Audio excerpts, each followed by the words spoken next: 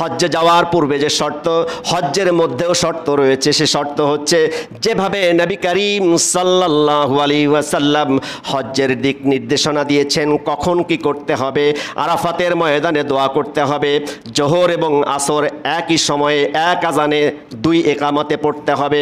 সেখান থেকে সূর্যাস্তের পর রওনা দিয়ে মুজদালিফায় চলে যেতে হবে, আর সেখানে গিয়ে এক আজানে এবং 2 একামতের মধ্য দিয়ে মাগরিব এবং এশা আদায় করতে হবে। এখন যদি আপনি আমি বুদ্ধি দিয়ে চিন্তা করি, সারা জীবন নামাজ পড়লাম, জোহরের সময় জোহর, আসরের সময় আসর, মাগরিবের সময় মাগরিব, এশার সময় এশা, কেমন হলো? আমি আমার মতো করে পড়বো, হবে না। কারণ আল্লাহ পাক যেভাবে নির্দেশনা দিয়েছেন তার প্রিয় হাবিবের মাধ্যমে, সেই অনুযায়ী আমল করার নাম হচ্ছে ইবাদত। জোরে বলুন সুবহানাল্লাহ। আল্লাহ পাক বলেছেন ওয়াত্তাখিযু মিন মাকামি ইব্রাহিম মুসাল্লা ওয়া আহিদনা ইলা ইব্রাহিম ওয়া ইসমাঈল। আমি ইব্রাহিম এবং ইসমাঈলকে ওয়াদা নিলাম কি, আনতাহিরা বাইতিয়া লিত-তাইফিন, যারা এই ঘরকে তাওয়াফ করবে তাদের জন্য যেন পবিত্র রাখেন। জোরে বলুন সুবহানাল্লাহ। আরেকটা পবিত্রতা হচ্ছে আভ্যন্তরীণ, এটাও গুরুত্বপূর্ণ। সেই পবিত্রতা কি? শিরক মুক্ত, লৌকিকতা মুক্ত, হিংসা মুক্ত, অহংকার মুক্ত ইত্যাদি মৌলিক 10টা বিষয় আছে। লোভ, হিংসা, অহংকার, লৌকিকতা। হজে গিয়ে যে ভুল অনেকেই করে, সেলফি তুলে ফেসবুকে ছাড়ে। এজন্য হজ কবুল হওয়ার শর্ত হচ্ছে হজ্জে যাওয়ার আগে যে যে মানে পাথেয় এটা নিতে হবে, সেই পাথেয়টা যেন হালাল হয়। হাদিসের মধ্যে এসেছে, সহিহ হাদিস, হযরত আবু হুরায়রা রাদিয়াল্লাহু তাআলা আনহু থেকে বর্ণিত হাদিস। তিনি বলেন যে যখন মানুষ হজ্জে রওনা দেয়, তখন তার হজ্জে রওনা দেওয়ার সাথে সাথে যখন সে লাব্বাইক আল্লাহুম্মা লাব্বাইক বলতে থাকে, আর তার যখন সম্পদ পাথেয় হালাল বৈধ পন্থা উপার্জিত হতে থাকে, তখন সে যখন বলে লাব্বাইক আল্লাহুম্মা লাব্বাইক, তখন অদৃশ্য থেকে আওয়াজ আসে লাব্বাইকা সাদাইক, সাদুকা হালাল, মালুকা হালাল। তোমার সম্পদ যেহেতু বৈধ পথে উপার্জিত, তোমার পাথেও যেহেতু বৈধ পথে উপার্জিত, তোমার এই লাব্বাইক ওয়া সাদাইক এটা কবুল করা হয়েছে। জোরে বলুন সুবহানাল্লাহ। বিপদ মুক্ত ছাড়া তোমার এই হজ কবুল হয়েছে। শুধু তাই নয়, এমত অবস্থায় যদি কেউ মারা যায়, হাদিসের মধ্যে এসেছে কিয়ামত পর্যন্ত তার আমলনামায় কবুল হজের সওয়াব লিপিবদ্ধ হতেই থাকবে, হতেই থাকবে, হতেই থাকবে। জোরে বলুন সুবহানাল্লাহ। আল্লাহর নবী বলেন, পক্ষান্তরে যদি কোনো মানুষ অবৈধ ইনকাম করে, عن أبي هريرة رضي الله تعالى عنه قال قال رسول الله صلى الله عليه وسلم إذا خرج الحاج حاجا بنفقة طيبة ووضع رجله في الغرز فنادى لبيك اللهم لبيك لبيك لا شريك لك لبيك إن الحمد والنعمة। এর মধ্যেও কিন্তু আল্লাহ পাকের প্রশংসা এসেছে। তখন বলা হতে থাকে ফানাদা মুনাদিম মিনাস সামা, আসমান থেকে অদৃশ্যভাবে আহ্বান করা হতে থাকে লাব্বাইক ওয়া সাদাইক জাদুকা হালালুন ওয়া রাহিলাতুকা হালালুন ওয়া হাজ্জুকা মাবরুরুন গায়রু মাজুরিন। তোমার হজ হজ্জে মাবরুর হয়ে গেল, আর আল হজ্জুল মাবরুর লাইসা লাহুল জাযাউ ইল্লাল জান্নাহ। যার হজ হজ্জে মাবরুর হয়ে গেল, তার প্রতিদান জান্নাত ছাড়া কিছু নয়। জোরে বলুন সুবহানাল্লাহ। পক্ষান্তরে ওয়াইজা খারাজা বিনাফাকাতিন খাবিসাতিন, অবৈধ উপার্জনের সম্পদ নিয়ে, পাথেও নিয়ে যখন সে হজ্জে রওনা দিল আর বলতে থাকলো লাব্বাইক আল্লাহুম্মা লাব্বাইক, তখন অদৃশ্য থেকে আওয়াজ এলো ফানাদাহু মুনাদিম মিনাস সামাই লা লাব্বাইকা ওয়ালা সাদাইক। কোনো উপস্থিতি নেই, অ্যাবসেন্ট হয়ে গেলে, কারণ তোমার মাল সম্পদ অপরের প্রতারণা করে অর্জন করেছো। জোরে বলুন নাউজুবিল্লাহ। জাদুকা হারাম ওয়া নাফাকাতুকা হারাম ওয়া হাজ্জুকা মাজুরুন গায়রু মাবরুর। তোমার হজ হজ্জে মাবরুর হিসাবে গ্রহণযোগ্য হয় নাই। জোরে বলুন নাউজুবিল্লাহ। সম্মানিত উপস্থিতি, এজন্য হজ্জে যাওয়ার পূর্বে যে শর্ত, হজ্জের মধ্যেও শর্ত রয়েছে। সে শর্ত হচ্ছে যেভাবে নবী করিম সাল্লাল্লাহু আলাইহি ওয়াসাল্লাম হজ্জের দিক নির্দেশনা দিয়েছেন, কখন কি করতে হবে। আরাফাতের ময়দানে দোয়া করতে হবে। জোহর এবং আসর একই সময়ে এক আজানে 2 একামতে পড়তে হবে। সেখান থেকে সূর্যাস্তের পর রওনা দিয়ে মুজদালিফায় চলে যেতে হবে। আর সেখানে গিয়ে এক আজানে এবং 2 একামতের মধ্য দিয়ে মাগরিব এবং এশা আদায় করতে হবে। এখন যদি আপনি আমি বুদ্ধি দিয়ে চিন্তা করি, সারা জীবন নামাজ পড়লাম, জোহরের সময় জোহর, আসরের সময় আসর, মাগরিবের সময় মাগরিব, এশার সময় এশায়, কেমন হলো? আমি আমার মতো করে পড়ব, হবে না। কারণ আল্লাহ পাক যেভাবে নির্দেশনা দিয়েছেন তার প্রিয় হাবিবের মাধ্যমে, সেই অনুযায়ী আমল করার নাম হচ্ছে ইবাদত। জোরে বলুন সুবহানাল্লাহ। আমার সম্মানিত মুসল্লিবৃন্দ, আরাফাতের ময়দান থেকে সূর্যাস্তের পরে নবী করিম সাল্লাল্লাহু আলাইহি ওয়াসাল্লাম মুজদালিফায় উপস্থিত হয়ে এক আজানে 2 ওয়াক্তের নামাজ আদায় করে ঘুমিয়ে গিয়েছেন। সারা রাত আর কোনো তাসবিহ তাহলিল জিকির আজকার করেননি। হাদিসে এসেছে পরিতৃপ্ত সহকারে তিনি ঘুমিয়েছেন। আরাফাতের ময়দানে তার উম্মতের জন্য তিনি ক্ষমা প্রার্থনা করেছেন। এত পরিমাণ কেঁদেছেন, এত পরিমাণ ক্ষমা চেয়েছেন রব্বুল আলামিন। ইব্রাহিম আলাইহিস সালাম তো বলেছিলেন, রব্বি ইন্নাহুন্না আদলালনা কাসীরাম মিনান নাস ফামান তাবিআনি ফাইন্নাহু মিন্নি ওয়া মান আসানি ফাইন্নাকা গফুরুর রহিম। হে আমার প্রতিপালক, এই মূর্তি, এই প্রতিমায় প্রবৃত্তিগুলো মানুষকে ভ্রষ্টতার দিকে নিয়ে গেল। যারা আমাকে অনুসরণ করবে তারা আমার সাথী হবে, আর যারা আমার অবাধ্য হবে তুমি তো গফুর, তুমি ক্ষমাশীল। জোরে বলুন সুবহানাল্লাহ। আর ঈসা আলাইহিস সালাম বলেছিলেন, ইন তুআযিবহুম ফাইন্নাহুম ইবাদুক, যদি তাদেরকে শাস্তি দাও তারা তো তোমার বান্দা। ওয়া ইন তাগফির লাহুম ফাইন্নাকা আনতাল আজিজুল হাকীম, আর যদি তুমি তাদেরকে ক্ষমা করে দাও তুমি তো পরাক্রমশালী এবং তুমি তো মহাবিজ্ঞ। এগুলো নবীদের দোয়া ছিল। আমাদের প্রিয় নবী রহমাতুল লিল আলামিন অঝরে কেঁদেছেন আরাফাতের ময়দানে, রব্বুল আলামিন এত কষ্ট করে তারা আসবে, তাদেরকে তুমি ক্ষমা করে দাও। আল্লাহ পাক তার হাবিবের এই দোয়া কবুল করেছিলেন, কিন্তু বলেছিলেন যদি আমার কোনো বান্দার হক নষ্ট করে, বিশেষ করে ঋণগ্রস্ত থাকে, সেটা ক্ষমা করব না। নবী করিম সাল্লাল্লাহু আলাইহি ওয়াসাল্লাম 100% পরিতৃপ্ত হতে পারেননি, কিন্তু তিনি মুজদালিফায় রাতের বেলা যখন তিনি পরিতৃপ্ত সহকারে একটি ঘুম দিলেন, ঘুমের মধ্যে তাকে জানানো হলো আমার কোনো বান্দা যদি হালাল উপার্জন নিয়ে অলৌকিকতা অর্থাৎ লৌকিকতা মুক্ত, ফামান কানা ইয়ারজু লিকা রাব্বিহি ফালইয়ামাল আমালান সালিহান ওয়ালা ইউশরিক বিইবাদাতি রাব্বিহি আহাদা। যে ব্যক্তি আশা করে ইয়ারজু লিকা রাব্বিহি, তার প্রতিপালকের সাক্ষাৎ কামনা করে, ফালিয়ামাল আমালান সালিহা, সে যেন নেক কাজ করে, ওয়ালা ইউশরিক বিইবাদাতি রাব্বিহি আহাদা, এবং তার নেক কাজের মধ্যে যেন অন্য কাউকে শরিক না করে। সুতরাং হজের মধ্যে ছবি তুলে যখন আপনি ফেসবুকে পাঠালেন, শরিক হয়ে গেল, লৌকিকতা এসে গেল, রিয়া এসে গেল, আর্টিফিশিয়াল হয়ে গেল। বৈধ পন্থায় বৈধ উপার্জন নিয়ে আমি আপনি হজে গেলাম, কাজটা কি করলাম? উমরা করার সময় তওয়াফ করছি, সেলফি তুলে পাঠিয়ে দিচ্ছি। এজন্য হজ্জে মাবরুরের জন্য শর্ত হচ্ছে লৌকিকতা মুক্ত হজ, আর পরবর্তী শর্ত হচ্ছে হজ থেকে ফেরার পরে হজ্জের আদব এবং শিক্ষাগুলো জীবনে বাস্তবায়ন করা। জোরে বলুন সুবহানাল্লাহ।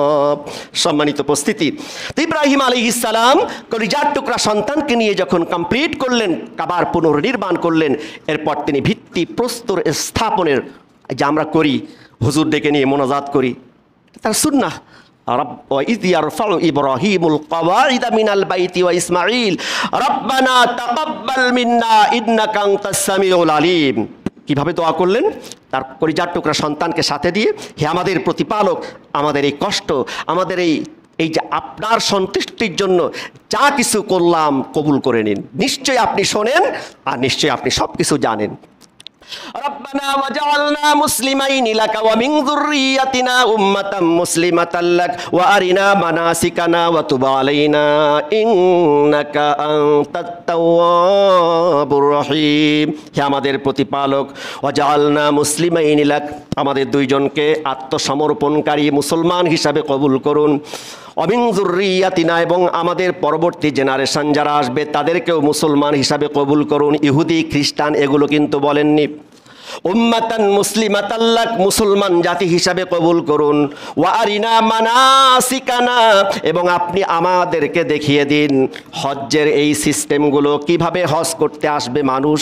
আল্লাহ রাব্বুল আলামিন তখন তাকে হাতে কলমে দেখিয়ে দিয়েছিলেন, আর সেই পদ্ধতিটা হুবহু তার প্রিয় রসুল মুহাম্মদ রাসূলুল্লাহ সাল্লাল্লাহু আলাইহি ওয়াসাল্লামের মাধ্যমে প্রতিষ্ঠিত করেছেন। জোরে বলুন সুবহানাল্লাহ।